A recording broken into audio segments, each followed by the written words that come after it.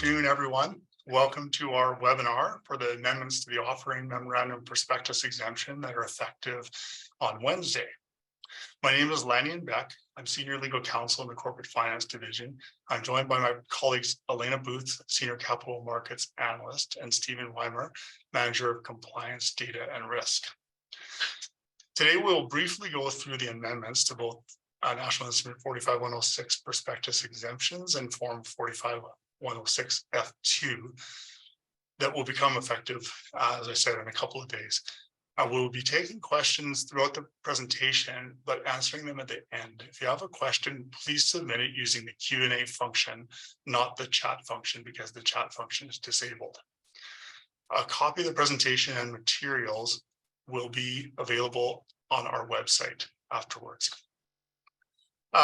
So this information here is to flag the fact that this presentation is meant to facilitate discussion and understanding of the amendments to the Offering Memorandum Prospectus Exemption. It's meant as general information rather than legal advice, and it represents the views of certain staff and not the Alberta Securities Commission. So I'll start with an overview of the Offering Memorandum Prospectus Exemption. The Offering Memorandum offering document is a less complex, less comprehensive offering document than a prospectus. It's generally used to sell to retail investors.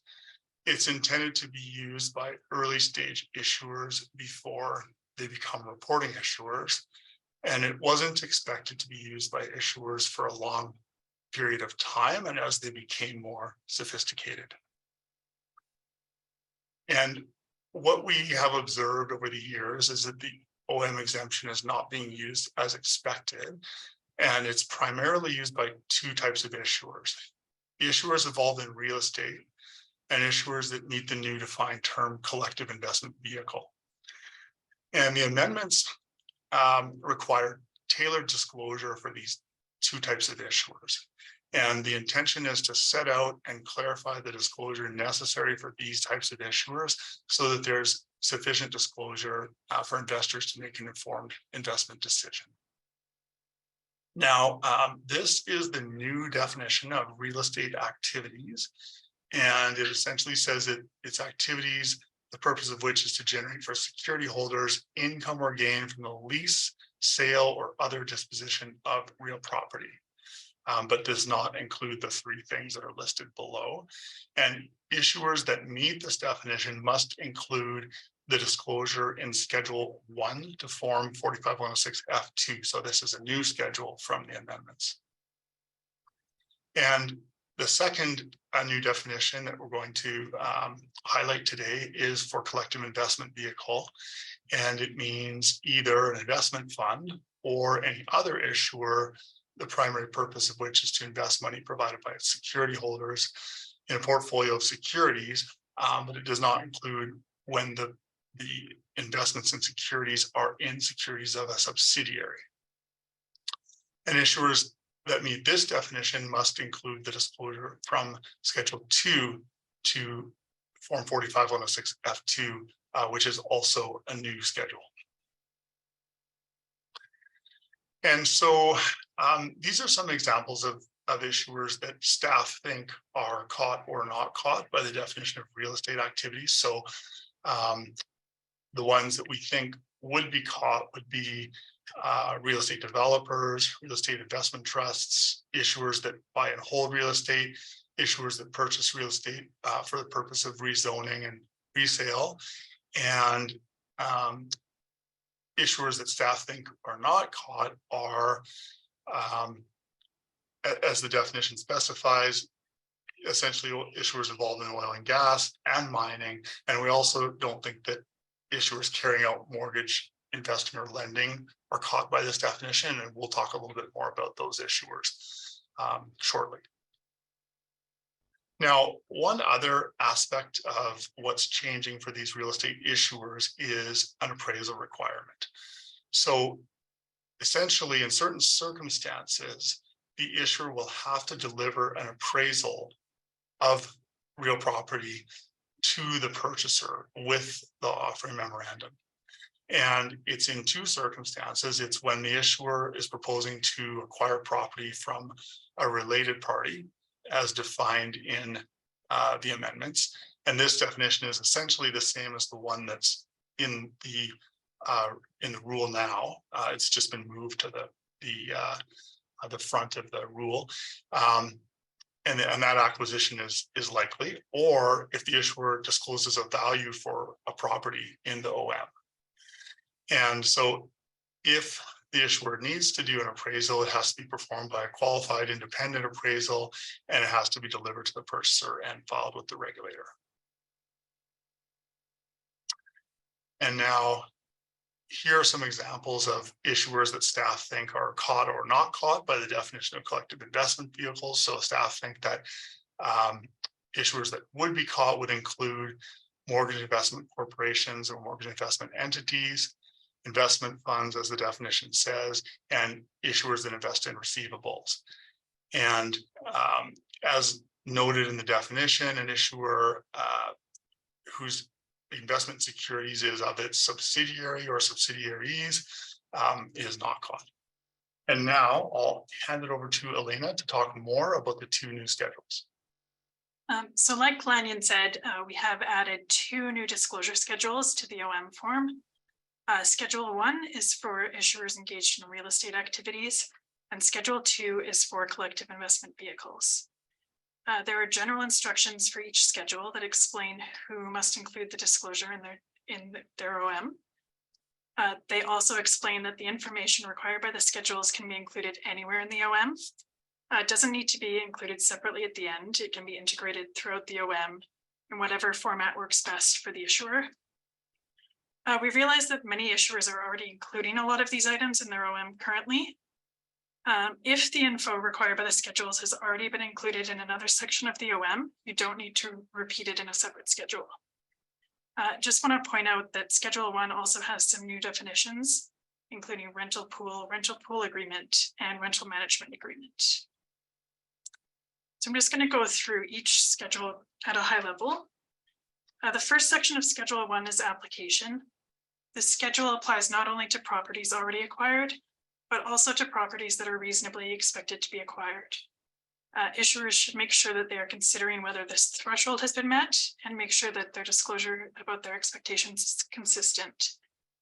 There's also a materiality factor to consider here. The disclosure in the schedule is not required for properties that either on their own or when taken together are not material to the issuer. Issuers should consider what is immaterial using the definition of material in the Act and any applicable guidance. The next section is a description of the real property. This includes a variety of items such as material encumbrances, liabilities, the current and proposed use of the property, and occupancy levels. It also includes the location of the property, which can be either an address or a legal description, depending on what makes more sense for that property. There's another separate instruction for this section that explains that for certain items, issuers can disclose their expectations if it relates to a proposed acquisition. If an issuer has 9 or fewer properties, they need to include the disclosure in this section for each property individually. But if you have 10 or more properties, you can provide this disclosure summarized for the portfolio as a whole or grouped into subgroups. And the last item in this section is a disclosure of legal proceedings, which includes both current proceedings as well as any contemplated actions that an issuer is aware of. The next section is the appraisal. So Lanyon has already discussed when an appraisal is required. If those conditions are met and the appraisal is required, certain information from the appraisal needs to be disclosed in the OM, including the fair market value, the date of the appraisal, and the fact that the appraisal is required to be delivered to the investor. This section also requires disclosure of the most recently assessed value by any assessing authority. And next is a purchaser's interest in real property. This section only applies if the investor will be acquiring a direct interest in the property. So for example, if the issuer is offering undivided interests as opposed to shares or units in the issuer. The next section relates to developers or managers under rental pool or rental management agreements. This section requires disclosure of those parties' experience and any bankruptcies, penalties, or sanctions.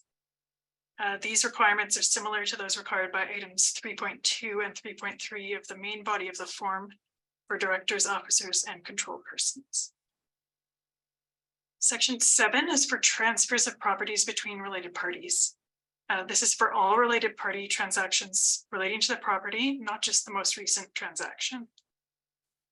Issuers must disclose the reason for any lifts or significant differences between the price paid by the issuer and the price paid for the same property by a related party. The next section is approvals. This is only for properties that will be developed and includes information about any required approvals and what the issuer expects will happen if the approval is not granted. And it's only for approvals that are material to the issuer. Section 9 is costs and objectives. This is also for properties that will be developed, includes estimated costs, assumptions, timelines, and information about short-term and long-term objectives, as well as disclosure of the expected impact if an issuer's short or long-term objectives are not met. The next section is disclosure of any future cash calls, including the amount and timing of cash calls and the consequences of failing to contribute. Section 11 is for rental pool or rental management agreements, which includes disclosure of any of the key terms of the agreement, any reporting that purchasers will receive, and has some required information statements. Section 12 is information statements, and it only applies if an investor is acquiring a direct interest in real property. And it requires issuers to make statements about risks due to market conditions, and also to recommend that an investor receives legal advice. The last section in Schedule 1 is risk factors relating to the property, which includes disclosure of risks relating to development, leasing, encumbrances, and control. It's likely that some of these factors, if not all of them, would have already been disclosed in item 8 of the main body of the OM. And if that's the case, there's no need to repeat them here. Moving on to Schedule 2, which is for collective investment vehicles. The first section is investment objectives and strategy. The required disclosure in this section is different from mortgage lenders and non-mortgage lenders. There are more specific requirements for mortgage lenders, including geographical area of focus, types of properties, expected interest rates, and priority ranking, credit risk, and concentration limits. The next section is portfolio management, and this requires disclosure about the portfolio manager or the person or entity acting in a similar capacity. For each person identified, disclosure of relevant experience, penalties, sanctions, and bankruptcies is required, similar to the required disclosure in Schedule 1 for developers and in items 3.2 and 3.3 of the main form. Section 3 is a summary of the issuer's portfolio. Again, there are different requirements for mortgage lenders versus non-mortgage lenders.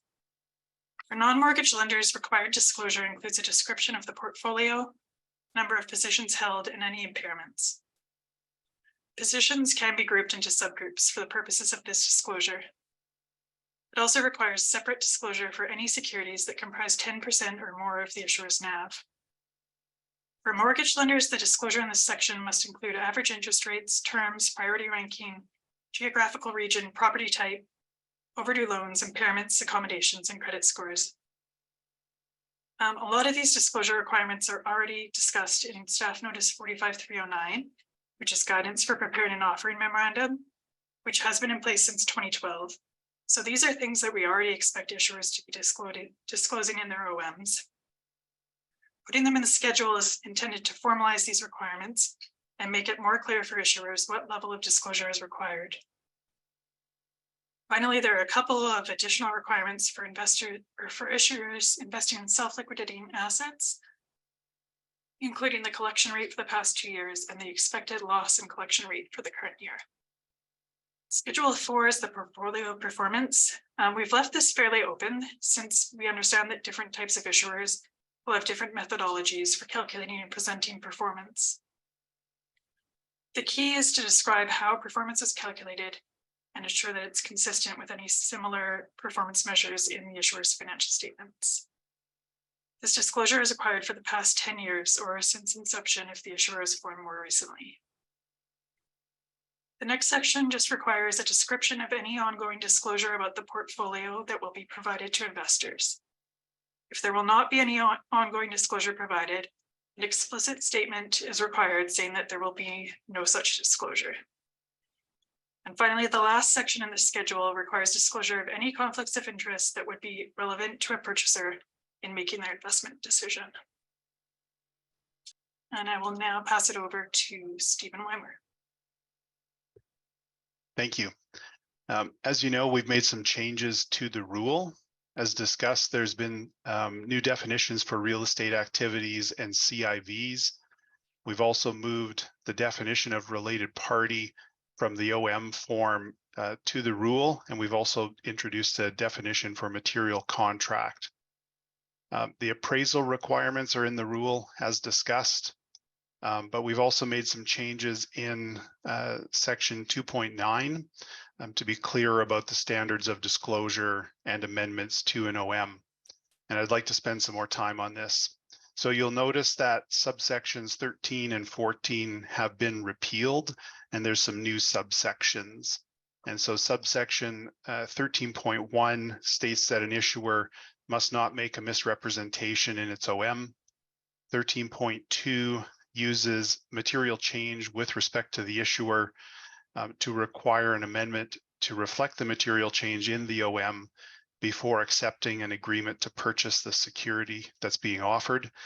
13.3 states that an OM must not be delivered unless it contains sufficient information to enable a reasonable purchaser to make an informed investment decision. And you may recall there was a similar statement to this in the instructions of the form previously. And then sub 14.1 clarifies that when an OM is amended, it must be recertified. And the date of the OM is the date of the certificate, meaning that the addition of interim financial statements may be necessary. And there are some items in the form that are also based on the date of the OM. Now, material change might be a bit of a new concept to some that are participating today. So it's defined in the Securities Acts, and the key concept here is that it's a change in the business operations or capital of the issuer that would reasonably be expected to have a significant effect on the market price or value of a security of the issuer. So of course, for non-reporting issuers, which OM issuers typically are, there's no quoted market price for the securities. So that means that the issuer needs to consider whether a change would significantly affect the value of the security. And then that would be a material change. So these changes within section 2.9 are not meant to be substantive changes from how the commissions viewed the standard of disclosure for the OM exemption and their expectations for an issuer to amend its OM when a material change occurs. But we hope that these requirements are now easier to understand and follow. We've introduced a requirement in item 1.3 of the OM form for when a significant amount of the proceeds are invested in, loaned, or transferred to another issuer that is not a subsidiary. And we've now stated that disclosure about the other issuer must be made in the OM. 1.3 also requires a diagram and a description of the relationship between the issuers. The intent here is that an investor will have the disclosure about the ultimate use of proceeds, which has also been the expectation of the commissions for a long time. Many OMs already make these types of disclosures about the ultimate use of proceeds, so we think this won't be a significant change for most issuers. The requirement also applies to financial statements and Schedule 1 and 2 for the other issuer if it is involved in real estate activities or is a CIV. So as noted in, or as stated in the notice of amendments on December 8th, 2022, the OSC continued to be of the view that a requirement for 6-month financial statements is appropriate in Ontario. So this means that for distributions in Ontario, an issuer will have to amend its OM within 60 days of the end of the 6-month interim period if distributions in Ontario are ongoing. But however, in response to the comments received during the comment period, the OSC added an exemption to this requirement.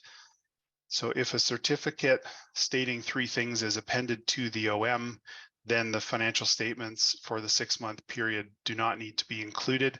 And the 3 conditions are on the slide here: that the OM does not contain a misrepresentation as at the date of the certificate, there's been no material changes since the date of the OM, and that the OM still contains sufficient information to make an informed investment decision. So now we come to the transition provision. The intent here is to allow issuers some time to continue using an OM prepared under the previous requirements. And the period of time is until the issuer is required to amend its OM, which could be due to a material change or because it has included new annual financial statements. So this means that after March 8, a new OM or an amendment to an OM would follow the new form requirements. We have made a small change to the risk acknowledgement form to better align with other risk acknowledgement forms that are used in the exempt market. So if you've saved a copy from our website and reuse it, make sure to get the new form and use that going forward. The main change is, like I said, just to make it more consistent with the other risk acknowledgement forms, and it's in the front section, not in the 2 schedules. On Wednesday, March 8th, we will also be publishing a revised multilateral staff notice 45309 to account for the rule amendments. So now we come up to the questions and answers, and we'll answer as many questions as we can. If you have further questions after the webinar, we have an inquiries line, and you can be connected to staff in corporate finance. So we have a few questions. The first is, if certain sections do not apply, do we still include them in our OM with an NA or equivalent verbiage? It's up to you. I think our expectation would be that that section would just be left out. So, you know, if you are filling out the real estate schedule and you're not developing property, you could probably just leave out those cost and objectives section. If you think there might be any confusion, you might want to put something in the OM to say why you haven't included those sections, but any other thoughts? I think general instruction E3, excuse me, speaks to this, where it says it's not necessary to provide disclosure in response to a requirement or part of a requirement that does not apply. And the next one says, does CCO information have to be in section 3.2 management experience or in schedule 2, item 2.3 and 2.4? So item 3.2 requires a disclosure of management experience for any directors and officers. So if the CCO is considered an officer, you would include it there. Schedule 2, item 2.3 and 4 are for individuals providing services if they are not employees. So I think the key here is, like I was saying before, the information needs to be in the OM somewhere. It doesn't necessarily have to be separately in the schedule. If you've already disclosed it in section 3.2, you don't have to disclose the same information somewhere else. So some people may be wondering how the 6-month interim requirements apply to Alberta companies. And so the answer is that if you're distributing, i.e. selling your securities in Ontario, then it does apply. So in Schedule 2, item 3.3J, what are examples of material accommodations to respond to financial difficulties of the borrower? In this case, so I think it hinges on material. So is it material to the issuer? And so if the issuer has made accommodations such as extending repayment or giving some relief on interest or other changes to the terms of those financial contracts, then, and it's material to the issuer, then that's what it means. In Schedule 1, Item 4, what type of performance data are you looking for? NAV per share, dividends, yield, return. So I think in the case of CIVs, then we did not specify anything about the performance that you need to disclose.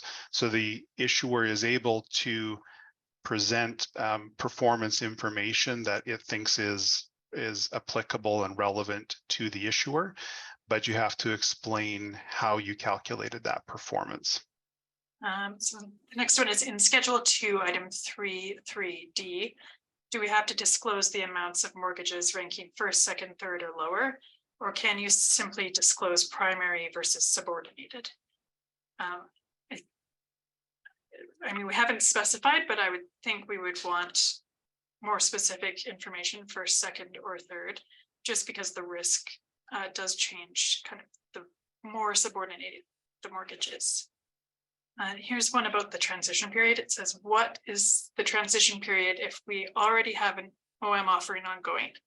What transition steps are required? Right. So if that OM was already certified before March 8th, then you can continue to use it until either the issuer has a material change, or if the next financial year passes and you're then required to include new financial statements and distributions are ongoing, then you would follow the new form requirements. So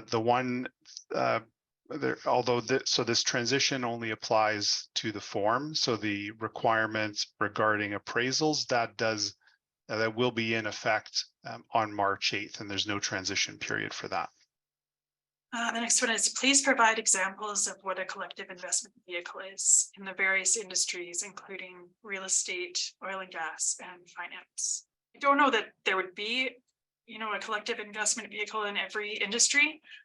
For real estate, I guess mortgage investment corporations would be the main one.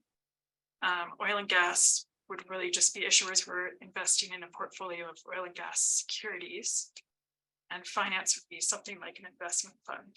I think it may be helpful to observe that I think the definition of collective investment vehicle, I think it's fair to say that it gets at something different than an operating company, because if you think about an operating company, for example, ABC Oil and Gas Company, its business is likely not to invest in the securities of another issuer, except for perhaps some subsidiaries. So I think when you look at it, you just realize that it's a different, CIVs are a different animal, and it's probably fair to say if they're not investment funds, they're similar to investment funds. What is a self-liquidating asset? Is it a loan that has a maturity date? There's been a few examples of this type of investment where the asset that is being invested in essentially liquidates or is paid back over time, and so it essentially reduces. And so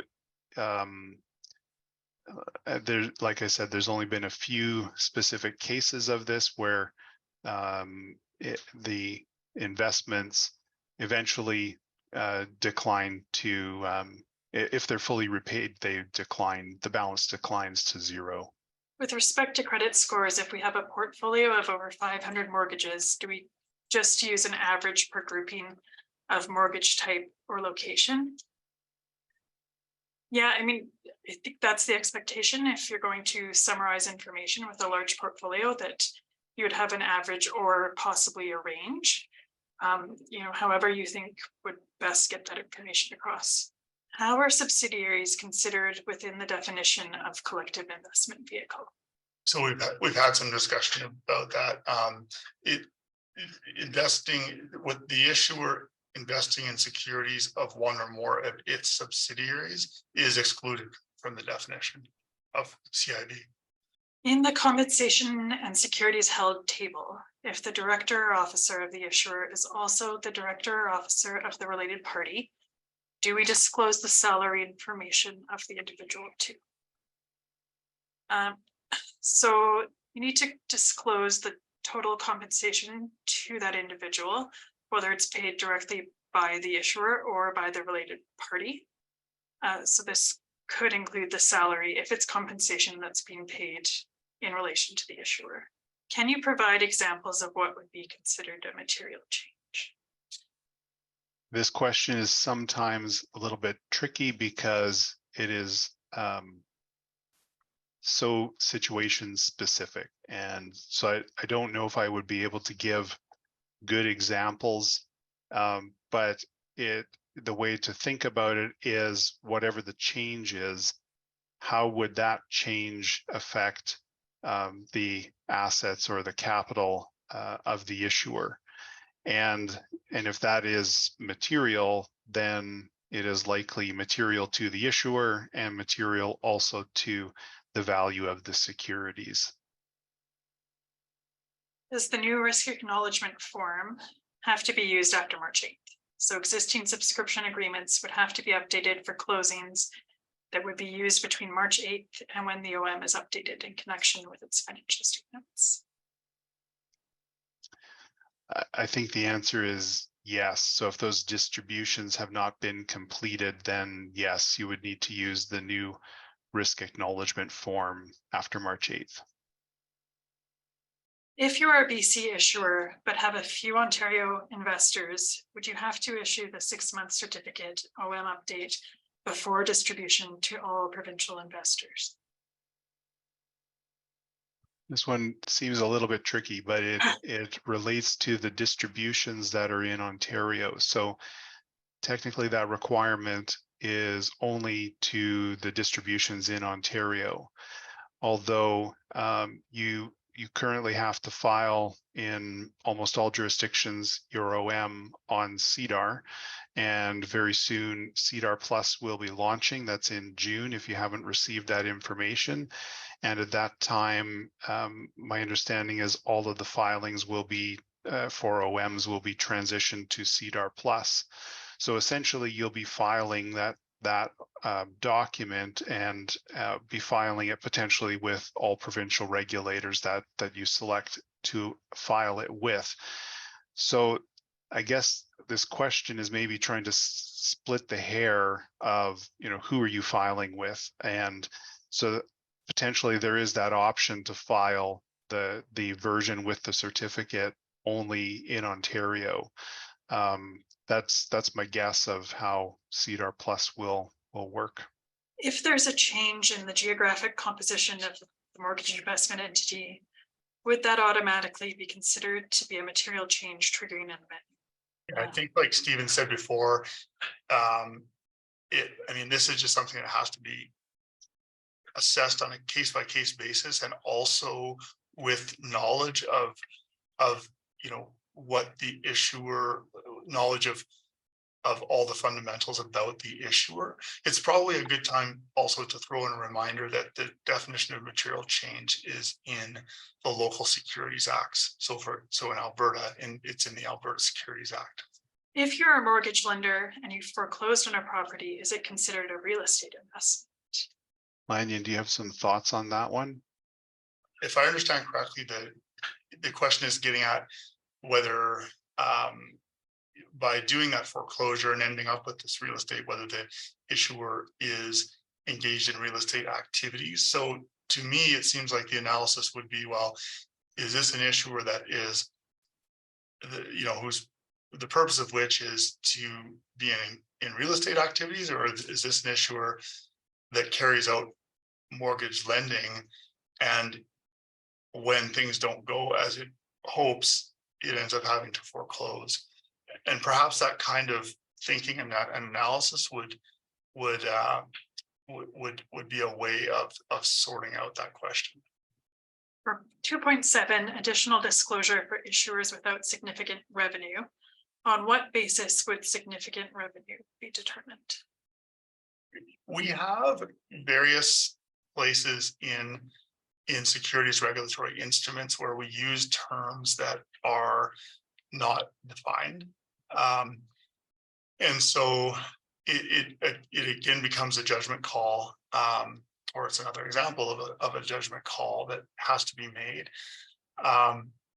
And so the issuer would just have to make its own determination there. I will point out, just by way of background, that this is not the first time that the legislation has used this term.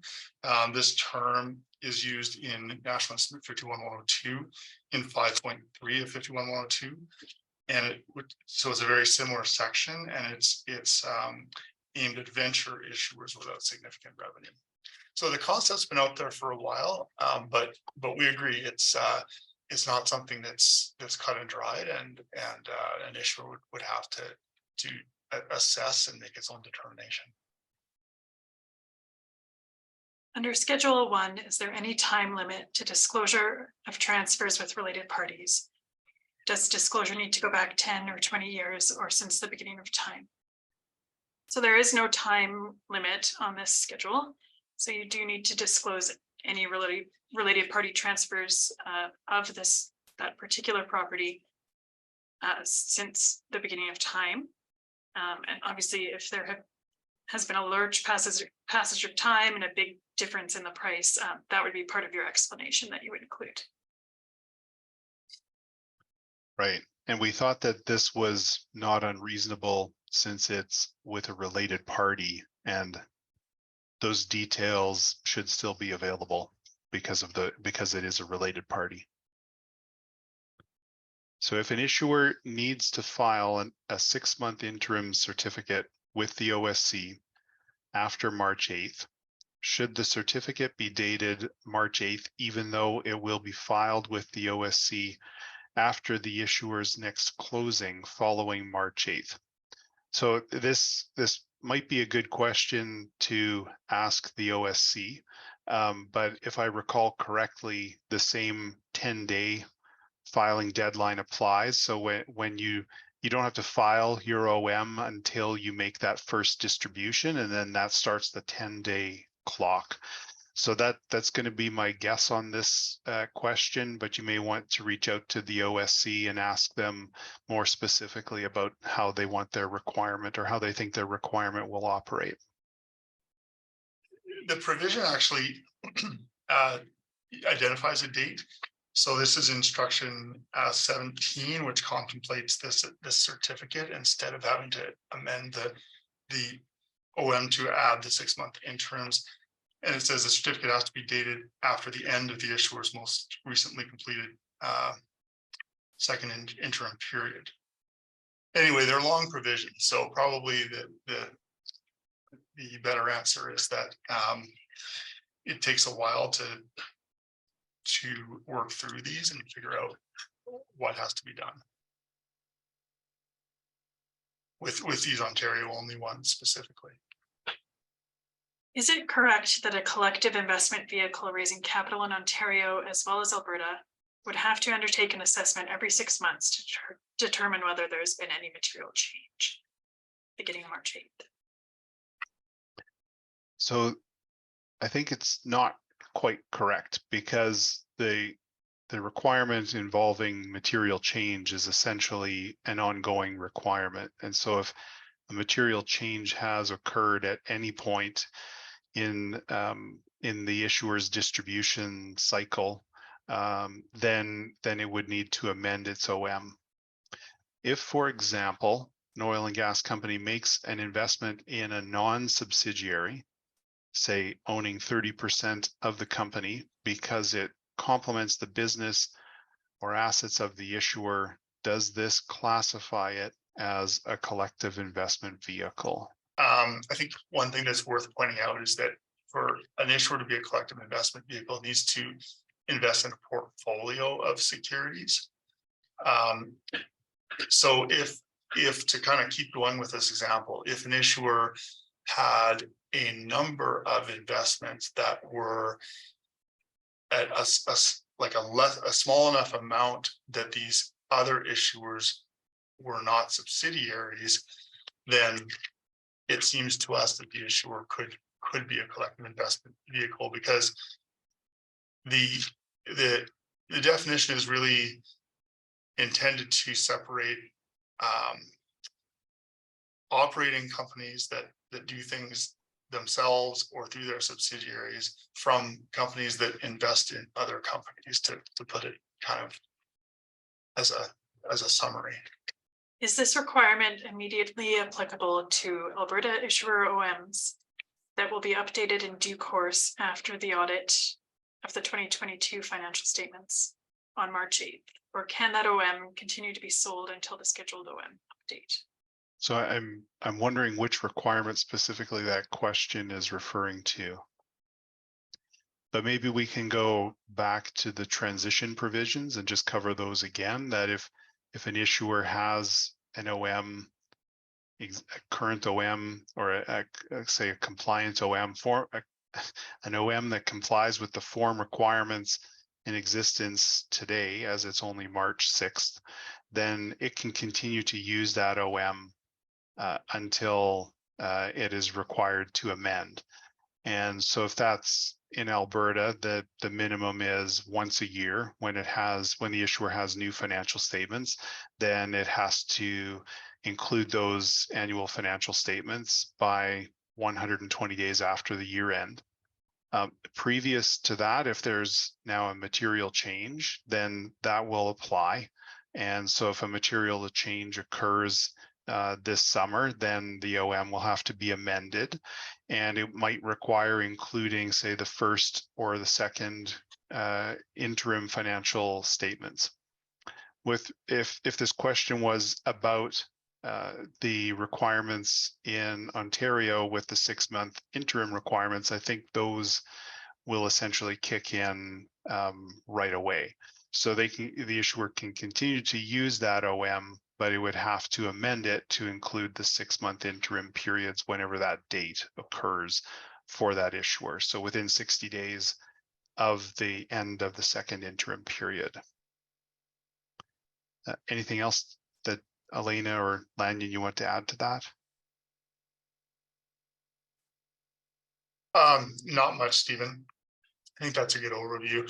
I'll just point out to people that the transition provision that we're talking about is in the amending instrument only. So it's not going to end up as part of National Instrument 45106. So if you're looking for it, please look at the amending instrument rather than the unofficial consolidation of National Instrument 45106 that will be posted to our website on March 8th. That will reflect the amendments. And it looks like that's all the questions that we had. Thank you to everyone for joining us. And the slides should be posted shortly, and the video, I believe, in about a week or so. And our contact information is in the slides. If you do have any further questions, please let us know. And enjoy the rest of your afternoon. Thank you.